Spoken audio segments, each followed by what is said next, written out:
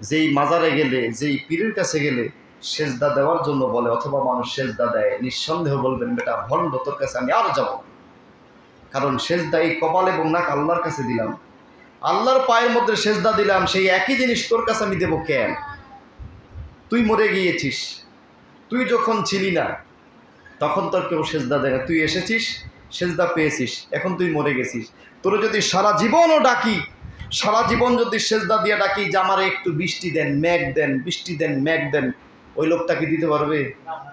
প্রিয় ভাইরা আমার, রোদে যখন সব কিছু জ্বলে যায়, সব কিছু পড়ে যায়, এই যে কয়েকদিন আগে রোদ 42 ডিগ্রি সেলসিয়াস গরমে যখন মানুষ পাগল পারা হয়ে যাচ্ছিল, এক সপ্তাহ পরে আকাশের মধ্যে গুরুম গুরুম শুরু হয়ে গেল, তামাম বাংলাদেশ বৃষ্টি দিয়া রব্বুল আলামিন ভিজিয়ে দিলেন। এই ক্ষমতা একমাত্র কার?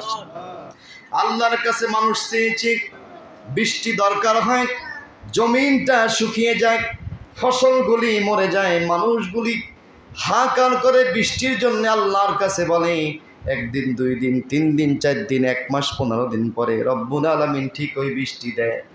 আবার যখন বৃষ্টি আসতে আসতে পুরো বাংলাদেশ ডুবে যায়, জেলাগুলি ডুবে যায়, উপজেলাগুলি ডুবে যায়, ফসলের জমি যখন পানির নিচে চলে যায়, মানুষগুলি আল্লাহর দরবারে দোয়া করে, রব্বুল আলামিন বৃষ্টি দিও না, বন্যার পানিকে সরিয়ে নাও। মানুষের দোয়া রব্বুল আলামিন শুনে আবার পানিকে শুকিয়ে দেয়, জমিনকে আগের মতন পরিষ্কার করে দেয়। কথা কোন ঠিক কিনা?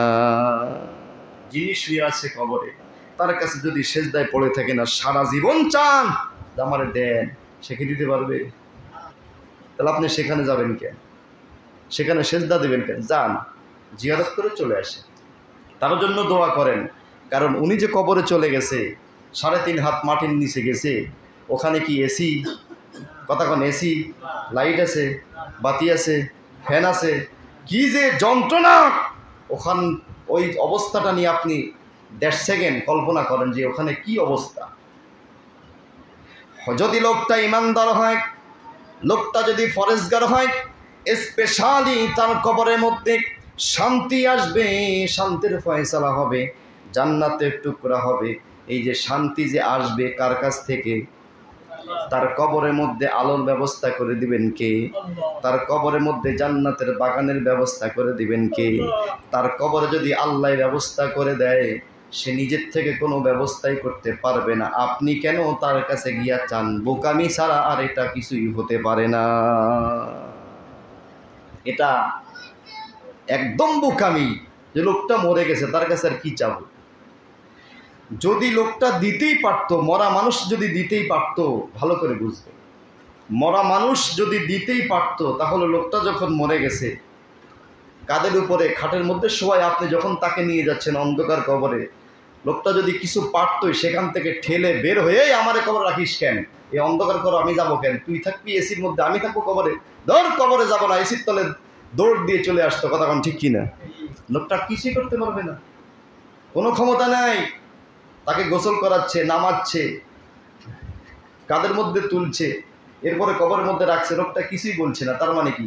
তার সমস্ত ক্ষমতা অফ হয়ে গেছে, এখন সে পরাধীন হয়ে গেছে। পরাধীন বলতে কার অধীন? আল্লাহর অধীন। দুনিয়াতে মানুষ থাকে স্বাধীন, মরে গেলে হয়ে যায় পরাধীন, সেটা হলো কার অধীন? আল্লাহর অধীন। প্রিয় ভাইরা আমার, এজন্য আপনার নামাজ হবে আল্লাহর জন্যে, আপনার সেজদা হবে আল্লাহর জন্যে। মাজারে যাবেন, কবর জিয়ারত করার জন্য যাবেন, পীরের দরবারে যাবেন, কবর জিয়ারত করার জন্য যাবেন, মাজারে যাবেন, জিয়ারত করার জন্য যাবেন, খবরদার সেজদা দেওয়ার জন্য যাবেন না। সেজদা যদি দিতেই হয়, দেওয়াই লাগে, দেওয়াই লাগবে, শুধুমাত্র কেবলমাত্র একজনের জন্য, তার নাম কি?